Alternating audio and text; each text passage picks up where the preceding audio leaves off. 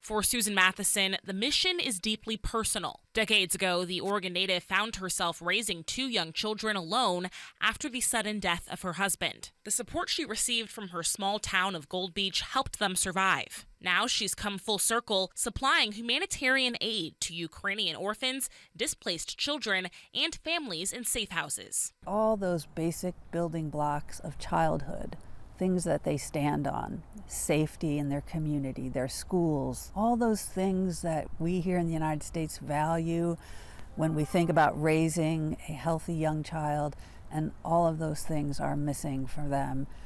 It's a terrible time to be raising your children or seeing your children grow up in a war, and we're trying to do everything we can to help. Mathison co-founded Common Man for Ukraine, a nonprofit funded by donations. It was born out of a conversation among 4 friends in February of 2022 as they watched in horror while Russia launched its full-scale invasion of Ukraine. Since then, the nonprofit has delivered more than 3 million pounds of food, tens of thousands of sleeping bags, and hundreds of generators. I think about the kids, and that's what the message is for Common Man for Ukraine, is to think past the headlines about military statistics and think about young children who've spent now 3 years hiding, trying to be safe.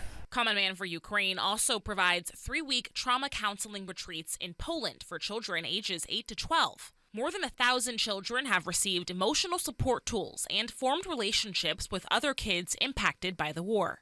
Mathison says many kids write letters to Ukrainian President Vladimir Zelensky, calling themselves the sons and daughters of Ukraine's heroes, praying for their leaders' wisdom and their country's independence. Despite the rocky relationship between the U.S. and Ukraine, donations have skyrocketed for the nonprofit, and Mathison says Ukrainians remain deeply grateful for American support. We hope for a free and independent Ukraine. We hope these children can grow up and rebuild a democracy there. They look to the United States as a beacon of hope. They look to us as an example of a strong and independent democracy, and they want to model us. The nonprofit has raised $2 million, but its goal is $10 million to continue its efforts until the war ends. Most of Common Man's volunteers are Rotary members from Poland and throughout Europe. There they are in the war, worried about their kids, and here we are able to help, extending a hand,